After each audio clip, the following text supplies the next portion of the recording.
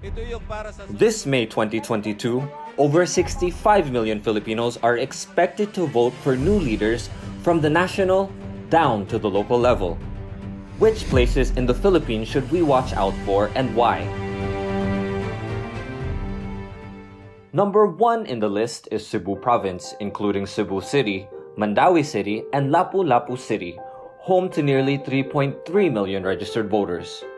It's no wonder that presidential and vice presidential candidates hold several rallies in Cebu during the campaign season. It is, after all, the most vote-rich province in the Philippines. This makes Cebu the showcase battleground for Marcos Jr. and Robredo.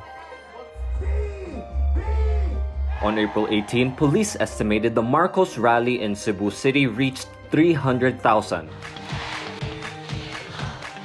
A few days later, on April 21, Robredo's rally attracted around 150,000 supporters.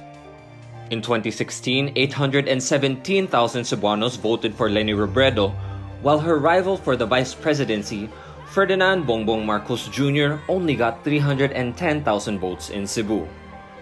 But the context of the 2016 elections was different. Cebu's political heavyweights, including Governor Gwen Garcia, Cebu City Mayor Michael Rama, Liloan Town Mayor Cristina Frasco, and Bakud Party of the Doranos in Danao City are now supporting Marcos Jr. and his running mate, Sara Duterte. The interests of the Cebuanos are best served if we unite behind the leadership of BBM as president. Meanwhile, Vice Governor Junjun Davide and Cebu City mayoral candidate Margot Osmeña are endorsing Robredo. Ngayong gabi, pinakita po ninyo na pagtaong bayan at desisyon, anumang kahirapan, kayang-kayang lampasan. Number 2 is Cavite, the home province of Senator Ping Lacson. Cavite has more than 2.3 million registered voters. Lacson is banking on the Caviteño support, but local officials, including Governor John Vic Remulla, have endorsed the Marcos Duterte tandem.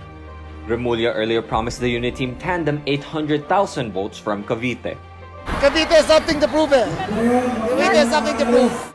Seemingly to disprove Remulla's claim, around 47,000 Robredo supporters showed up in her March 4 rally. In 2016, Marcos won by a large margin with 557,000 votes against Robredo's 404,000 votes in Cavite. Third in the most vote-rich provinces list is Pangasinan, a stronghold of the Marcoses and home to nearly 2.1 million registered voters. Marcos won a landslide victory here with almost 833,000 votes in the 2016 elections, while Robredo only got more than 265,000 votes. But during her campaign rally in Dagupan City on April 8, Robredo says there's a difference this time. Maraming mga local officials ang nahihirapan na openly endorse tayo dahil merong mga pagkatakot. Kaya po ako sobra ko na-appreciate yung mga local officials na tumindig po para sa atin ngayong gabi. Lalong-lalo na po dahil nasa Pangasinan sila.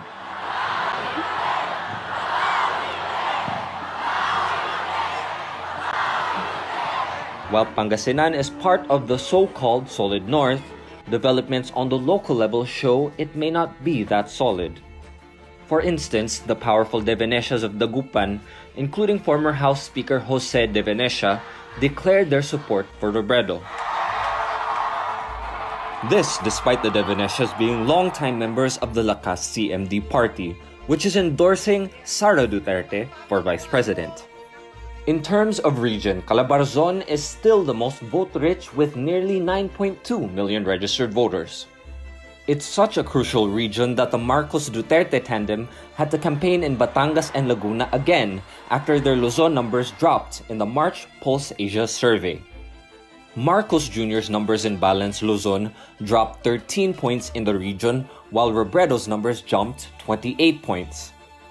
This makes Marcos Jr. and Robredo statistically tied in the region at 38 to 37 points.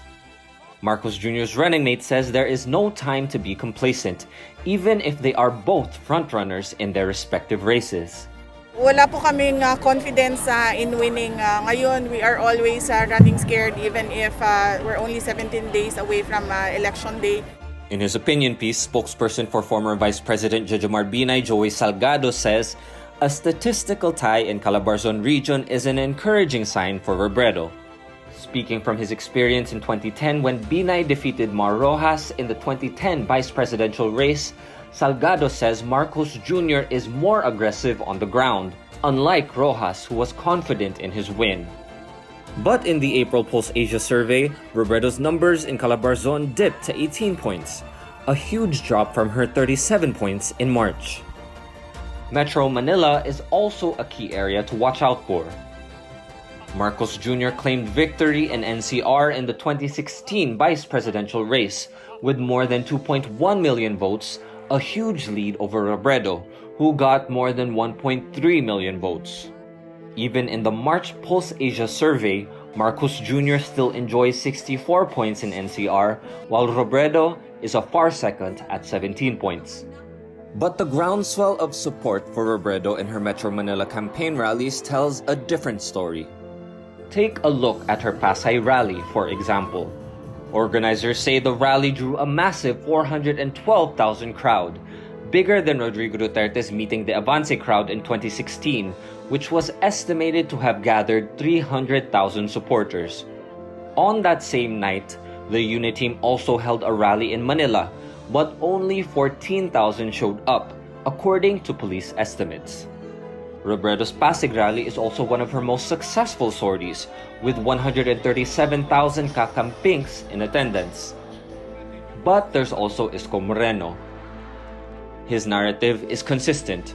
What he did in Manila as mayor, he can do in the Philippines as president. Ang gusto ko, maiparamdam ko lang sa inyo na kapag kayo'y matutumba na, may pader kayong masasandalan at ang pader na yon ay gobyernong nagmamalasakit sa inyong lahat, mga kababayan. But he trails at 4th place and got only 10 points in NCR in the April Pulse Asia survey. In Mindanao, home of the Dutertes, a political shakeup is happening. Marcos Jr. is hoping his alliance with the president's daughter will pull up his numbers in the south. But former House Speaker Pantaleon Alvarez, Duterte's former loyal lieutenant, is out to prevent that. After all, Marcos Jr.'s running mate Sara Duterte, former President Gloria Macapagal Arroyo, and Senator Amy Marcos were the women behind his fall as House Speaker in 2018. Alvarez dropped Lacson to support Robredo, the opposition leader and government official he once sought to impeach from the vice presidency. Nung nakausap ko nga si VP Lenny, ay naliwanagan din ako dun sa mga doubts ko. Tapos nung inisa-isa ko yung criteria na nilatang ko, now it turned out na that leader is a woman. As foes turn to allies, Alvarez is now eyeing an 80% vote for Robredo in Davao del Norte. And then there is Senator Manny Pacquiao, the boxer turned politician from General Santos City, who may also deny the much-needed Mindanao vote for Marcos Jr. With Pacquiao and Sara Duterte in the race for the top government positions, their roots as Mindanaoans may boost their respective campaigns, including those of their standard bearer or running mates. With 14.6 million registered voters, political watchers predict a divided Mindanao. On May 9, it is a choice between a dictator's son, an alternative lawyer, a former actor, a boxer, a former police chief, and a labor leader. Will the 2022 vote roll back democracy or enhance it? Will it trigger progress or keep us in economic backwaters? Will the poor be poorer? Will corruption go unchecked? Will it lead to genuine social transformation or preserve the status quo? The choice is ours to make. We decide. Atin ang Pilipinas.